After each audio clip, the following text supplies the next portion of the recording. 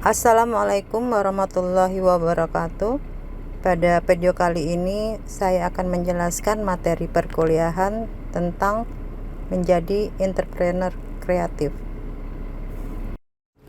Menjadi seorang entrepreneur tergantung pada pola pikir seseorang, di mana dengan pola pikir ini dapat menggerakkan seseorang untuk bisa mencari peluang-peluang di sekitarnya atau di sekelilingnya. Dengan pola pikir juga menggerakkan seseorang untuk siap mengambil risiko. Dengan pola pikir juga bisa mendatangkan ide yang kreatif dan inovatif. Sebenarnya apa yang dimaksud dengan kreatif? Menurut Kamus Bahasa Indonesia, kata kreatif memiliki pengertian memiliki daya cipta atau memiliki kemampuan untuk menciptakan. Sementara kreativitas adalah kemampuan untuk mencipta atau daya cipta. Kreativitas merupakan naluri yang sudah dimiliki manusia sejak lahir. Akan tetapi, kreativitas tidak dapat berkembang dengan sendirinya. Rangsangan dari lingkungan akan sangat berpengaruh untuk menumbuhkan kreativitas. Sebagai contoh sebuah kreativitas bisa kita lihat pada usaha hidroponik, di mana ada petani yang menggunakan media botol bekas air mineral sebagai media tanam hidroponik. Menjadi seorang entrepreneur adalah menjadi sosok yang sangat penting bagi perekonomian suatu negara, karena mereka memberikan nilai dari apa yang telah mereka ciptakan. Dari beberapa literatur, ada beberapa alasan mengapa seseorang tidak mau memilih untuk menjadi seorang entrepreneur atau takut berwirausaha. Di antaranya adalah tidak berani menantang resiko, tidak memiliki modal, tidak punya bakat dan kemampuan berwirausaha, dan tidak mempunyai ilmu untuk mengelola keuangan. Sebagian besar manusia takut untuk mengambil risiko dalam hidupnya sehingga tidak berani menjadi seorang entrepreneur dan lebih memilih sebagai seorang karyawan atau seorang pekerja. Padahal seorang karyawan atau pekerja ini pun memiliki risiko seperti risiko di PHK, pendapatan yang stagnan, atau karir yang terhambat naik. Seorang entrepreneur akan menjadikan risiko sebagai peluang untuk berwirausaha. Sebagai contoh dalam mengejar cita-cita ini tentu menghadapi risiko. Berani mengambil risiko adalah dari diri kalian sendiri. Kalian sekarang berjuang untuk meraih cita-cita kalian menjadi sarjana ekonomi. Ada yang jauh dari orang tua, yang setiap bulan mengharapkan kiriman dari orang tua. Ada saatnya kiriman orang tua itu terlambat, dan kalian siap harus berani menghadapi risiko ini. Bagi yang kreatif, kondisi ini akan menimbulkan sebuah ide untuk membuka sebuah usaha. Bagi yang putri yang hobi masak, bisa membuat cemilan kue yang dijual di kampus misalnya. Bagi yang putra, itu kita sudah ada contoh di kampus, ada seorang mahasiswa yang menjual panganan pisang yang cukup laris diminati oleh mahasiswa. Alasan kedua takut berwirausaha adalah tidak memiliki modal. Sebagian besar dari kita terjebak dengan persepsi bahwa modal itu selalu dikaitkan dengan uang saja. Membangun bisnis memang tidak selalu membutuhkan uang untuk modal, akan tetapi uang tersebut bisa jadi tidak harus dimiliki. Robert Kiyosaki menyatakan bahwa bisnis adalah membangun jaringan. Maka dengan jaringan yang baik, seseorang akan bisa mengembangkan skill, keahlian, bakat, keterampilan, dan sumber daya yang ia miliki. Bob Sadino, seorang pengusaha sukses, pernah berkata bahwa berwirausaha itu hanya membutuhkan tekad dan modal dengkul. Wah, apa maksudnya ya? Ia berkata, maukah dengkulmu kubeli dengan harga 500 juta? Jika tidak mau, maka engkau sudah punya 2 dengkul dengan nilai 1 miliar untuk modal kamu berwirausaha. Alasan ketiga takut berwirausaha adalah tidak punya bakat dan kemampuan berwirausaha. Pastinya pernyataan ini merupakan pernyataan yang salah. Siapapun mempunyai bakat dan kemampuan untuk berwirausaha. Akan tetapi, bakat tersebut tidak akan bisa muncul dengan sendirinya. Bakat dan kemampuan untuk berwirausaha haruslah digali dengan baik, karena bakat tersebut tidak akan muncul setelah ada tekad dan semangat yang kuat untuk berwirausaha. Alasan keempat, takut berwirausaha adalah tidak mempunyai ilmu untuk mengelola keuangan. Tentunya tidak semua pengusaha sukses pada awalnya menguasai bagaimana mengelola keuangan dengan baik. Memulai berwirausaha dengan tidak memikirkan pengelolaan keuangan usaha jauh lebih baik daripada hanya memikirkan pengelolaan keuangan usaha dan kemudian takut untuk memulai berwirausaha. Karena jika sebuah usaha menjadi besar, maka ia bisa saja mencari, jika sebuah usaha menjadi besar dan ia membutuhkan sebuah sistem akuntansi yang baik, maka ia cukup menyerahkan tugas tersebut kepada konsultan keuangan. Selanjutnya kita akan membahas bagaimana cara menggali kreativitas. Yang pertama, kreativitas adalah pembiasaan. Kreativitas merupakan bakat yang dimiliki oleh setiap orang. Hanya saja ada orang yang kemudian mengembangkan kreativitas ini menjadi sebuah kebiasaan dan ada juga yang tidak mengembangkannya. Sebenarnya kreativitas akan menjadi modal utama bagi seorang entrepreneur kalau dilakukan secara rutin dan pembiasaan yang baik untuk mengembangkan produk atau jasa yang ia jual. Selanjutnya, kreativitas yang matang merupakan hasil continuous improvement.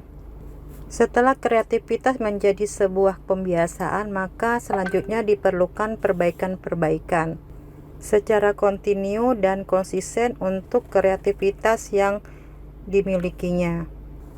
Terkadang ide awal itu masih perlu perbaikan-perbaikan yang lebih baik sehingga produk atau jasa itu akan menjadi layak jual dan memiliki nilai yang tinggi. Jadi dari pembiasaan dilanjutkan dengan kontinu perbaikan-perbaikan. Selanjutnya, menggali sebuah kreativitas itu dengan memanfaatkan teknologi dengan baik. Ya, tentu saja dengan penggunaan teknologi yang tepat guna dapat meningkatkan persaingan dan produktivitas seseorang entrepreneur. Dengan teknologi bisa meningkatkan kualitas sebuah produk dan juga meningkatkan kuantitas sebuah produk. Selain itu, pemanfaatan teknologi jaringan akan memperluas jangkauan sebuah usaha. Selanjutnya, kreativitas juga dapat digali dengan penciptaan produk atau jasa yang unik. Artinya dapat menemukan kebaharuan dari sebuah produk atau jasa.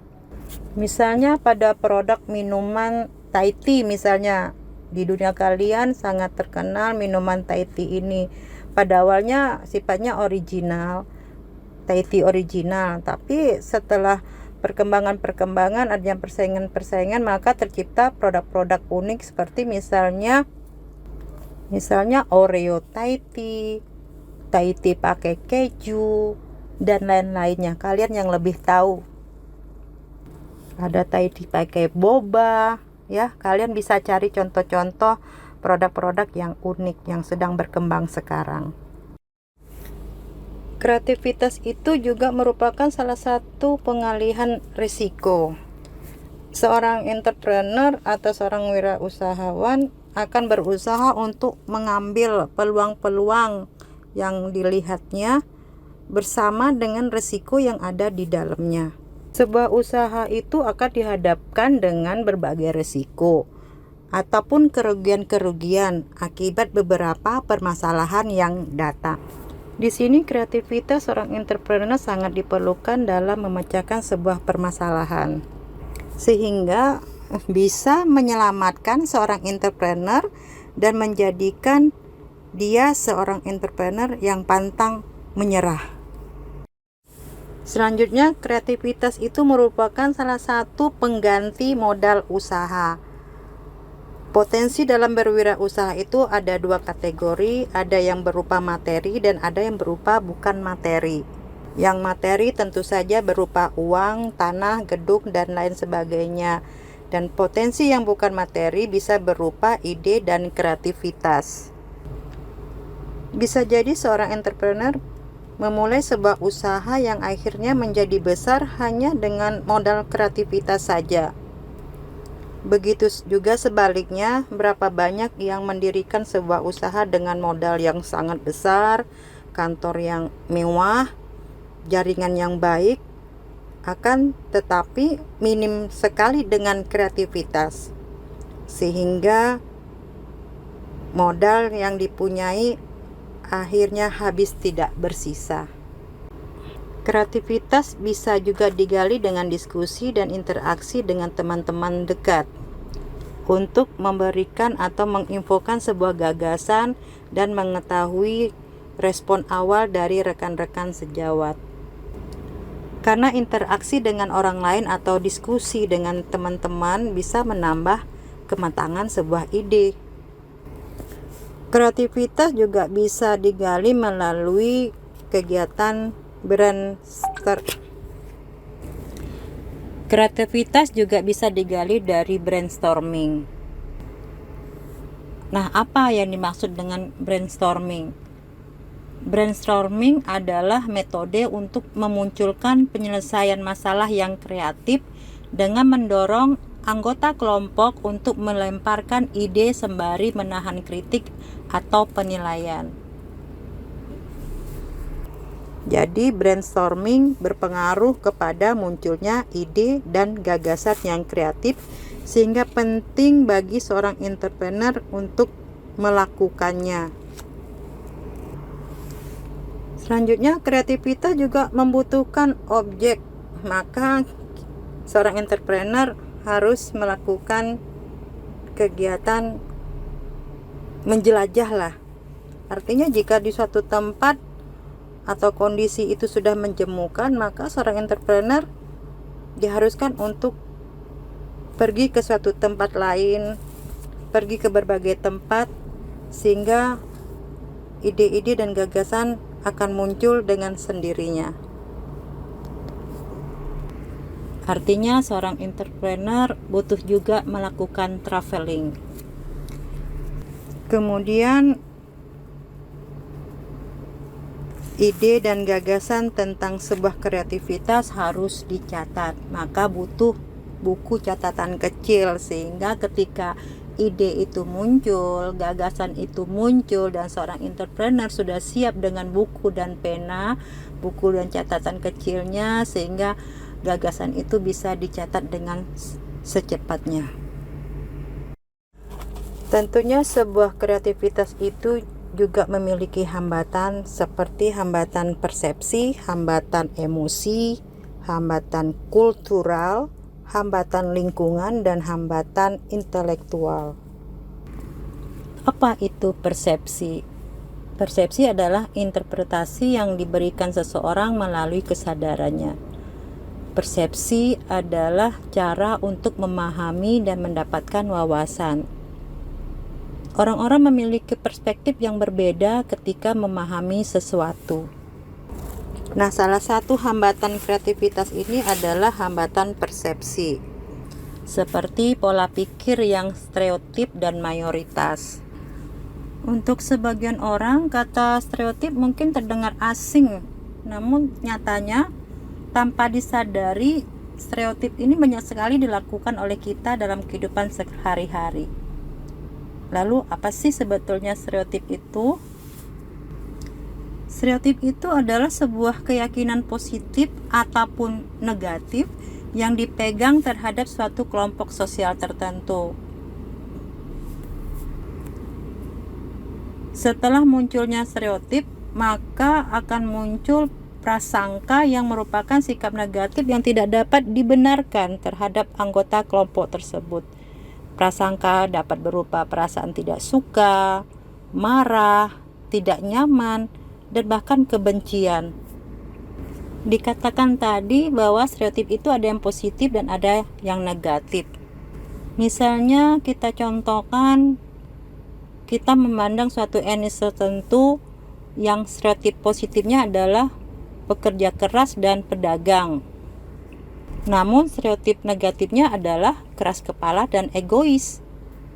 Nah, ketika kita bertemu dengan etnis tersebut, muncullah prasangka-prasangka sehingga perilaku kita pun menyesuaikan dengan stereotip tersebut. Padahal belum tentu etnis tersebut yang kita temui itu adalah orang yang keras kepala, egois, pekerja keras, dan lain-lainnya. Inilah bahayanya jika kita berperilaku sesuai dengan stereotip yang berlaku. Kemudian hambatan persepsi ini juga membatasi masalah secara berlebihan. Terlalu banyak mendapat informasi juga membuat kebingungan bagi seorang entrepreneur. Bahkan juga sebaliknya, jika terlalu sedikit mendapat informasi, juga akan sulit seorang entrepreneur memberikan sebuah keputusan. Kemudian hambatan emosi juga merupakan suatu bentuk hambatan yang mempersulit seorang entrepreneur dalam memecahkan masalah yang dihadapinya. Ketakutan dalam pengambilan risiko akan mengakibatkan seseorang sulit untuk melangkah. Tidak menyukai ketidakpastian. Kedua, hambatan emosi ini adalah tidak menyukai ketidakpastian. Siapa sih yang suka dengan ketidakpastian? Tetapi bagi seorang entrepreneur, berani mengambil ketidakpastian merupakan suatu sikap yang kreatif. Dan inilah yang menjadi hambatan bagi banyak orang. Seorang entrepreneur harus mampu untuk pindah dari sebuah zona nyaman ke zona yang baru dan belajar menghadapi ketidakpastian.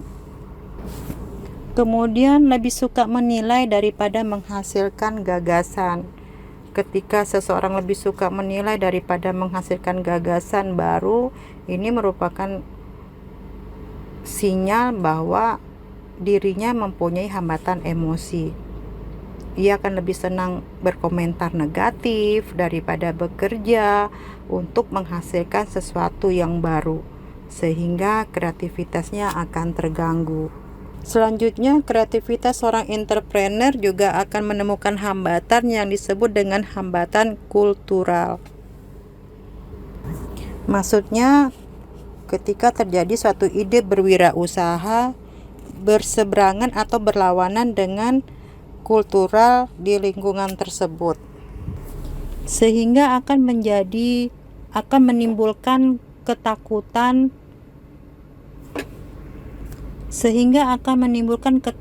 untuk menjadi berbeda dengan yang lain, atau takut mengambil tindakan mengemukakan gagasan yang kemungkinan bakal dianggap kontroversi oleh masyarakat sekitar. Misalnya kita ingin membuka sebuah usaha yang namanya kafe. Mungkin istilah kafe untuk beberapa tempat masih dianggap tabu, dan ini akan menimbulkan kontroversial di lingkungan tersebut. Selanjutnya adalah hambatan lingkungan yang merupakan hambatan kultural dalam lingkup yang lebih luas. Misalnya iklim organisasi atau budaya perusahaan yang menjadi penghambat untuk kreativitas, misalnya tidak ada kerjasama, ada rasa saling tidak percaya antara tim kerja, atasan yang bersifat otoriter atau tidak menghargai pendapat orang lain. Juga tidak tersedianya prasarana dan prasarana kerja.